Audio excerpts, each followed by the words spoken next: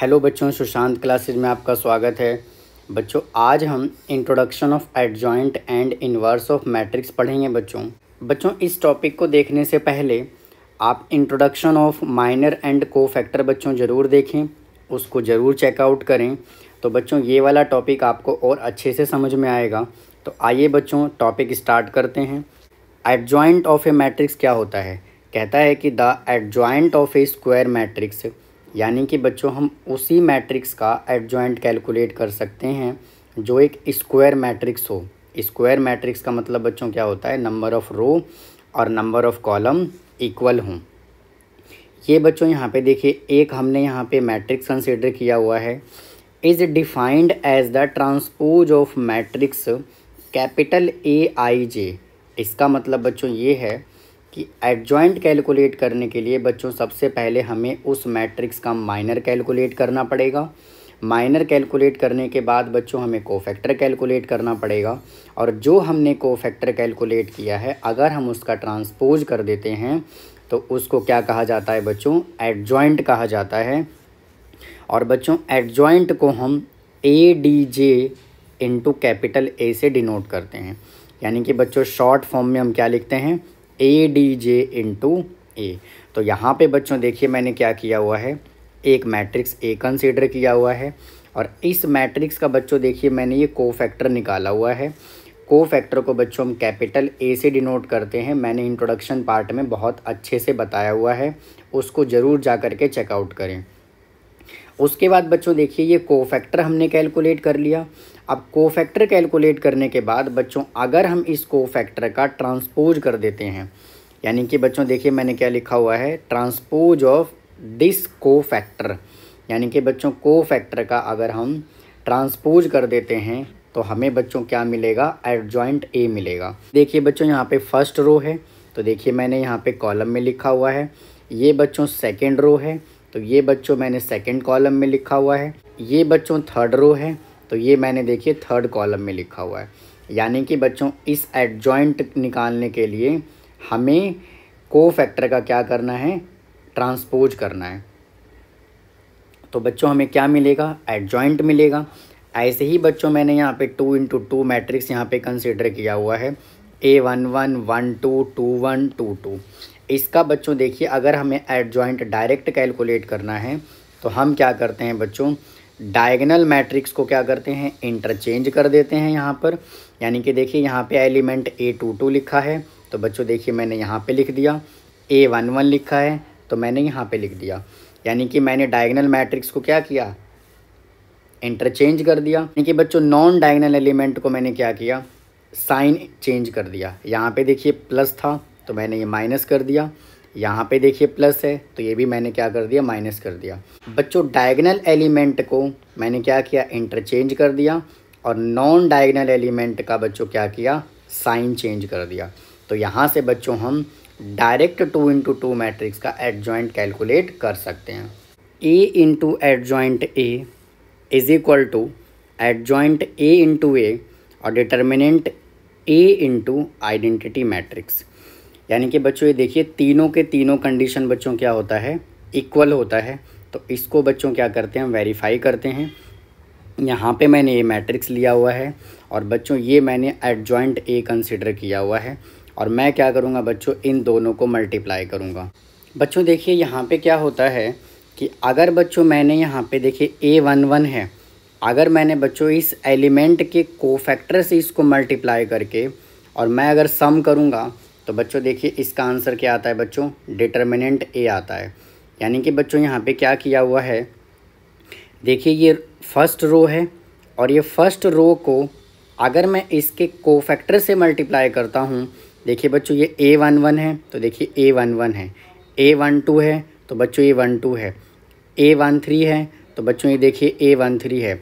यानी कि बच्चों ये तो एलिमेंट को रिप्रेजेंट कर रहा है, और ये बच्चों किसको रिप्रेजेंट कर रहा है? कोफैक्टर को रिप्रेजेंट कर रहा है। यानी कि A11 का कोफैक्टर यही तो होगा, आप देख पा रहे होंगे बिल्कुल, और A13 का कोफैक्टर देखिए यही तो होगा। अगर बच्चों इन एलिमेंट को कोफैक्टर के कॉरस्पॉन्डिंग एलिमेंट से अगर हम मल्टीप्लाई करते हैं और उनको ऐड करते हैं तो इसका आंसर बच्चों क्या आता है, डिटर्मिनेंट ए के बराबर आता है। ये हमने आपको कोफैक्टर और माइनर के इंट्रोडक्शन वीडियो में हमने आपको बताया था।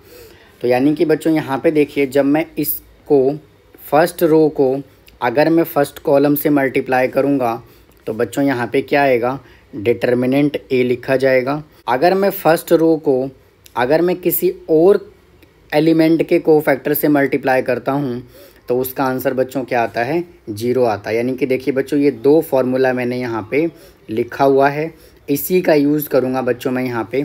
तो जब मैं इसको इससे मल्टीप्लाई करूँगा तो यहाँ पे आंसर क्या आएगा बच्चों, 0 आएगा। तो मैं देखिए यहाँ पे 0 लिख रहा हूँ। और वापस से बच्चों अगर मैं इसको इससे मल्टीप्लाई करूँगा तो बच्चों यहाँ पे क्या आएगा, वापस से यहाँ पे 0 आएगा। सिमिलरली बच्चों अगर मैं इस रो को अगर मैं इस कॉलम के साथ मल्टीप्लाई करूँगा तो आंसर क्या आएगा बच्चों, 0 आएगा। यानी कि आप ये देख पा रहे होंगे कि यहाँ पे A21 है तो A11 है, यानी कि ये इसका कोफैक्टर थोड़ी ना होता है। कोफैक्टर इसका क्या होगा, A21 का क्या होगा, कैपिटल A21। यानी कहने का मतलब बच्चों यहाँ पे क्या है, यहाँ पे भी आंसर क्या आएगा, 0 आएगा। और अगर मैं इस रो को इस कॉलम के साथ मल्टीप्लाई करूँगा तो बच्चों क्या आएगा, डिटर्मिनेंट ए आएगा, क्योंकि A21 का कोफैक्टर यही होगा, A22 का कोफैक्टर ये होगा और A23 का कोफैक्टर ये होगा। तो मैं यहाँ पे डिटर्मिनेंट ए वापस से लिख रहा हूँ। यहाँ पे बच्चों वापस से 0 आएगा, यहाँ भी 0 आएगा, यहाँ भी 0 आएगा और यहाँ पे डिटर्मिनेंट ए आएगा। और ये बच्चों हमने यहाँ पे एज इट इज़ लिख लिया। अब बच्चों देखिए यहाँ से मैं क्या कर रहा हूँ, ये मैट्रिक्स है तो मैं डिटर्मिनेंट बच्चों यहाँ से कॉमन निकाल रहा हूँ। तो a into adjoint A as it is आएगा यहाँ पर, is equal to determinant A common निकाल लिया। अब बच्चों यहाँ पे क्या आएगा, 1 0 0 0 1 0 और 0 0 1 is equal to a into adjoint A is equal to determinant ए।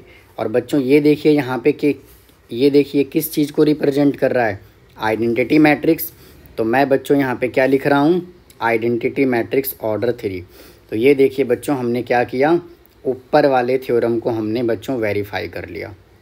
बच्चों नेक्स्ट टॉपिक है सिंगुलर मैट्रिक्स। सिंगुलर मैट्रिक्स बच्चों क्या होता है, बच्चों किसी भी मैट्रिक्स को सिंगुलर मैट्रिक्स होने के लिए बच्चों सबसे पहले तो वो स्क्वायर मैट्रिक्स होना मैंडेटरी है, स्क्वायर मैट्रिक्स होना चाहिए। Then A is called singular matrix if, अगर बच्चों हम उसका डिटर्मिनेंट निकालते हैं और डिटर्मिनेंट 0 के इक्वल आ जाता है तो उसको क्या बोला जाता है, सिंगुलर मैट्रिक्स। और बच्चों नॉन सिंगुलर मैट्रिक्स क्या होता है, अगर हम गिवन मैट्रिक्स का डिटर्मिनेंट कैलकुलेट करते हैं और डिटर्मिनेंट कैलकुलेट करने के बाद अगर बच्चों वो नॉन जीरो आ जाता है, 0 के इक्वल नहीं आता है, तो वो क्या कहलाता है बच्चों, नॉन सिंगुलर मैट्रिक्स कहलाता है। बच्चों यहाँ पे देखिए एक थ्योरम और है, A is a non singular matrix of order 3 then determinant of adjoint A is equal to determinant of A का होल स्क्वायर। तो आइए बच्चों इस थ्योरम को हम क्या करते हैं, वेरीफाई करते हैं।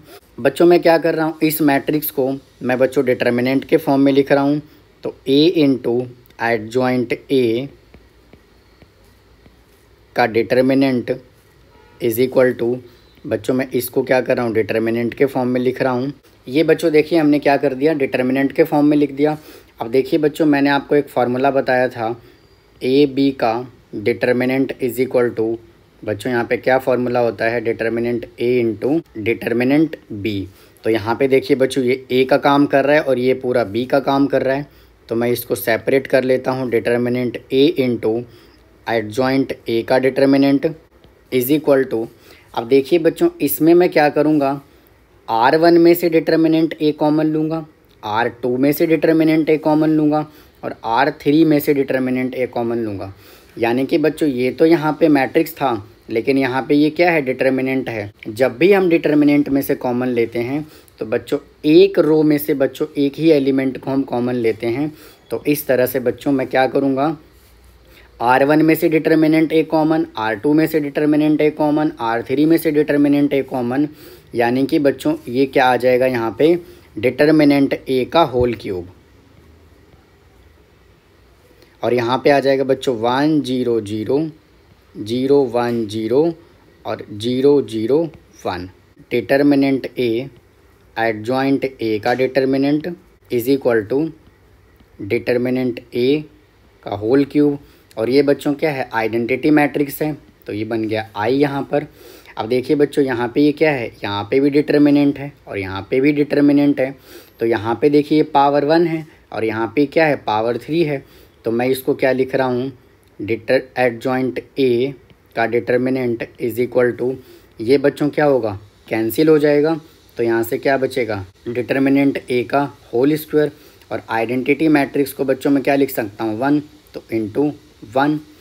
तो एडजॉइंट ए का determinant is equal to A determinant का होल स्क्वायर। तो ये बच्चों हमने क्या किया, ऊपर वाले थ्योरम को हमने वेरीफाई कर दिया। तो इसका बच्चों एक यूनिक फार्मूला क्या होता है, एडजॉइंट ए का determinant is equal to A determinant n-1। यानी कि बच्चों ये जो n है ये ऑर्डर ऑफ मैट्रिक्स को रिप्रेजेंट कर रहा होता है। यानी कि बच्चों अगर यहाँ पे 2 इंटू 2 का मैट्रिक्स होता तो हम देखिए इसको कैसे कैलकुलेट करते, adjoint A is equal to determinant A और n बच्चों क्या है, ऑर्डर ऑफ मैट्रिक्स को रिप्रेजेंट कर रहा है। तो 2 - 1 इज इक्वल टू, इसका आंसर क्या आएगा बच्चों, डिटर्मिनेंट ए। बच्चों नेक्स्ट टॉपिक क्या है, if A is a square matrix then A inverse exist if determinant of A not equal to 0 and A inverse is equal to 1 upon determinant into adjoint A. अभी बच्चों देखिए हमने formula पढ़ा है, वो क्या पढ़ा है, A into adjoint A is equal to determinant of A into identity matrix. तो बच्चों यहाँ पे देखिए अगर मैं इसको आइडेंटिटी मैट्रिक्स से मल्टीप्लाई करता हूँ तो आंसर क्या आएगा बच्चों, डिटर्मिनेंट ए आएगा। तो मैं यहाँ पे एज इट इज इसको लिख रहा हूँ, A into adjoint A is equal to determinant of A. अब देखिए बच्चों अगर मैं इस ए को राइट हैंड साइड लेकर के जाता हूँ तो ये क्या बन जाएगा, ये ए इन्वर्स बन जाएगा। तो मैं इसको बच्चों राइट हैंड साइड ले जा रहा हूँ।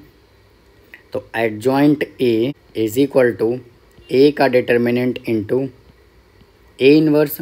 अब इस वैल्यू को बच्चों मैं लेफ्ट हैंड साइड लेकर के आ जाऊँगा। तो 1 upon determinant A into adjoint A is equal to A inverse. तो ये बच्चों देखिए मैंने इस कंडीशन को भी वेरीफाई कर दिया। अब बच्चों देखिए नेक्स्ट टॉपिक क्या है, A B are invertible square matrix. यानी कि बच्चों मैट्रिक्स क्या होना चाहिए, स्क्वायर मैट्रिक्स होना चाहिए of same order then A into B is also invertible. बच्चों ए और बी को हम पहले क्या करेंगे, मल्टीप्लाई करेंगे, उसके बाद हम क्या करेंगे, इसका इन्वर्स कैलकुलेट करेंगे। और इन्वर्स कैलकुलेट करने के बाद बच्चों देखिए अगर मैं बी का इन्वर्स कैलकुलेट करता हूँ और ए का इन्वर्स कैलकुलेट करता हूँ तो ये बच्चों आंसर हमेशा क्या आएगा, इक्वल आएगा। बच्चों नेक्स्ट थ्योरम क्या कहता है, ए का ट्रांसपोज का inverse is equal to A inverse का ट्रांसपोज। यानी कि बच्चों अगर हम इसको ऐसे करें या फिर ऐसे करें, दोनों ही कंडीशन में बच्चों आंसर हमारा क्या आएगा, बिल्कुल सेम आएगा। तो उम्मीद है बच्चों आपको ये इंट्रोडक्शन पार्ट समझ में आया होगा। बच्चों अगर आपको कोई डाउट है इंट्रोडक्शन पार्ट में तो प्लीज़ कमेंट बॉक्स में कमेंट करें और प्लीज़ बच्चों मेरे वीडियो को लाइक करें, शेयर करें, सब्सक्राइब करें। थैंक यू, धन्यवाद।